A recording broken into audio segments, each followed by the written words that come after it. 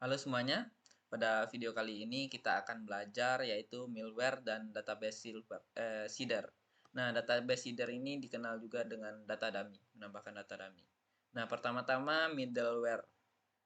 Pengertian dari middleware tersebut yaitu secara umumnya jika kalian memiliki akun, nah akun itu bisa dapat mengakses data admin. Jika sebelum-sebelumnya kita bisa mengakses data admin dengan menggunakan URL, sekarang dia akan mencampakkan ataupun mengarahkan langsung jika kita menggunakan URL, dia akan mengarahkan langsung ke dalam login. Nah, sebagai contoh, saya akan membuka web kemarin.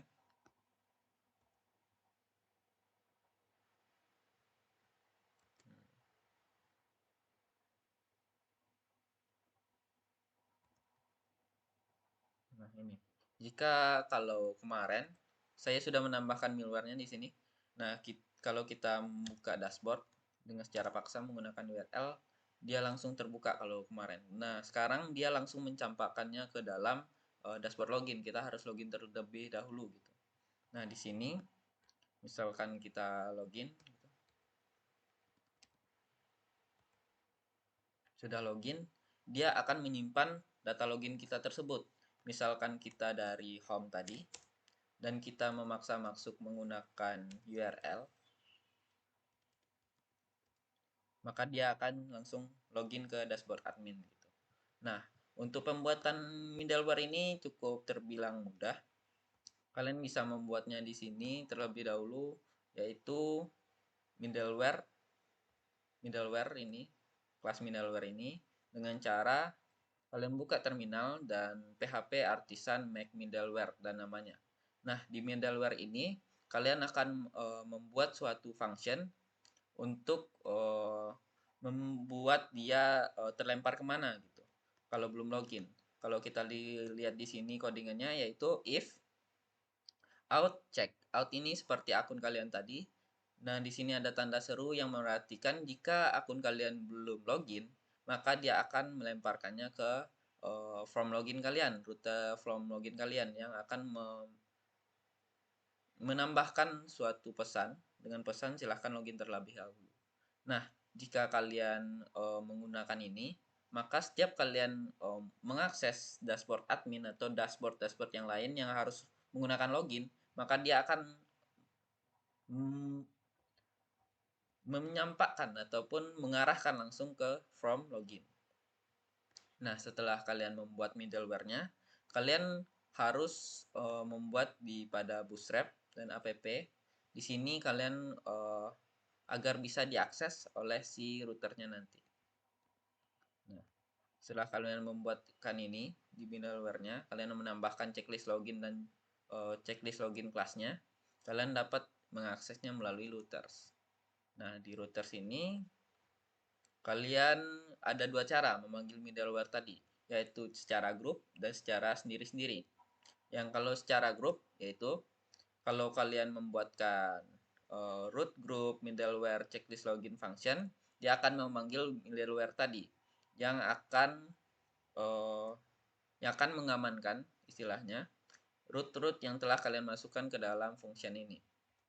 Nah, kalau kalian mau itu satu persatu, cara yang sedikit ribet itu satu persatu, kalian harus membuatkan di router yang kalian ingin tambahkan middleware-nya panah, middleware, dan nama nama middleware-nya tadi, checklist login.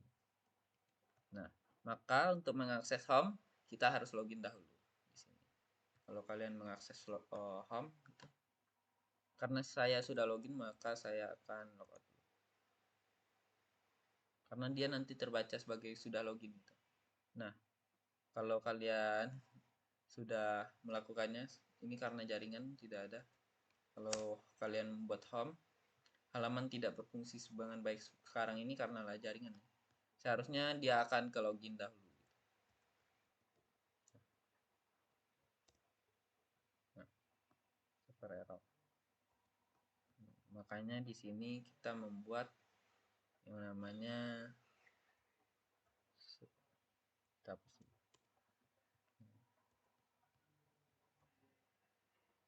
baru bisa.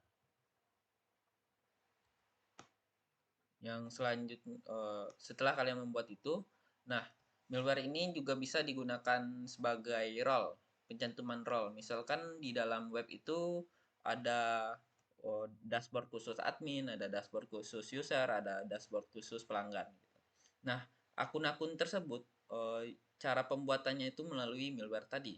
Nah, jika kalian ingin ke data user, kalian harus memakai admin user. Kalau kalian mau ke data pelanggan, kalian harus ke data pelanggan. Saya contohkan seperti ini. Saya mempunyai dua akun di sini. Kalau saya lihatkan, nah dua akun, satu yang tidak memakai role, satu yang memakai role user. Di sini saya akan memakai akun Nazis dulu. Jika kalian memasukkan akun Nazis di sini,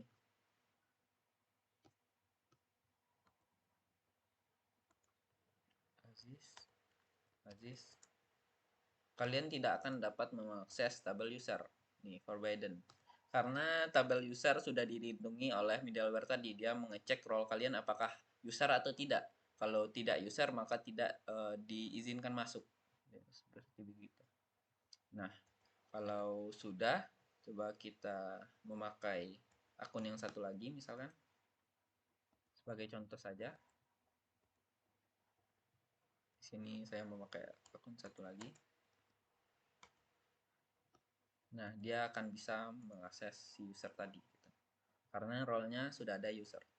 Di sini pembuatannya agak mirip pembuatan codingan untuk cek login dan cek role ini.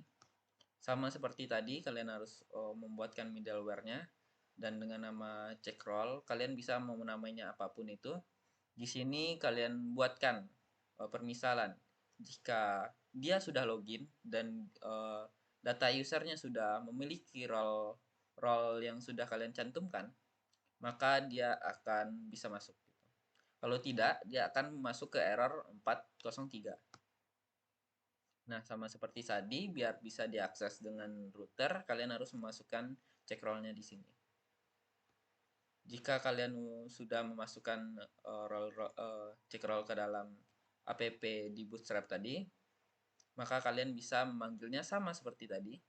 Di sini checklist login, di sini check role gitu. Sama seperti tadi.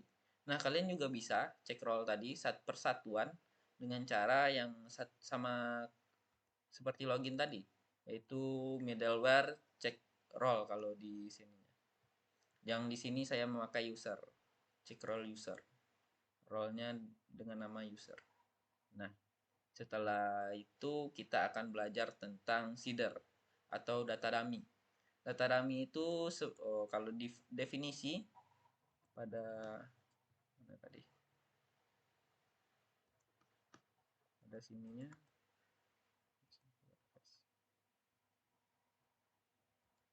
Nah, di definisinya data seeder merupakan fitur digunakan untuk mengisi database dengan data secara otomatis, bisa digunakan untuk data awal dan data uji coba. Nah, secara umumnya data seeder ini yaitu data acak atau data ngasal lah itu bahasanya. Data yang dibuat-buat untuk uji coba atau akses awal gitu. Nah, di sini kita bisa membuat dua data seeder dengan kita membuat kelas juga sama, yaitu di seeder. Seeder ini ada pada database dan seeder. Di sini kalian bisa membuat data seeder ini dengan sama juga PHP Artisan Mac. Kalau di sini kalau kita baca dulu, Mac Seeder. Seeder. Di sini seeder saya ada dua buah, yaitu seeder untuk membuat data satu data yang telah ditentukan namanya, emailnya, passwordnya, dan role-nya, dan juga pembuatan data dummy sebanyak 1000 buah secara langsung dengan nama-nama yang sudah ditentukan tuh secara acak gitu. Nah, cara pembuatannya tuh sama seperti tadi, kita membuatkan kelasnya dulu, kita membuatkan functionnya. Di sini kita memakai vakar supaya datanya tuh acak gitu. Kalian bisa menyesuaikannya saja seperti ini. Kenapa create add dan update add-nya saya matikan di sini karena saya tidak memakai create add atau update add. Jika kalian memakai itu, kalian harus menggunakan ini, atau tidak dia tidak bisa masuk ke database. Nah, kalau kalian cara menjalankannya, kalian tinggal membuat komen seperti ini. PHP DB seed strip 2 class nama dari class seeder kalian tadi. Di sini saya ada create dummy pelanggan. Kalian bisa langsung enterkan saja. Nah, dia langsung membuatkan data tersebut. Kalian bisa melihat data tersebut jika kalian sudah mempunyai web. Kalian bisa membuat melihat di sini data pelanggan ada berjumlah 1000. Langsung membuatkan 1000 data yang namanya secara acak atau nama buat-buatan gitu sebanyak 1000. Ataupun kalian bisa membuat cuman satu doang, cuman datanya itu satu dengan cara yang tadi data user, create data user di sini. Kalau kalian membuatkan di sini data user, create data user.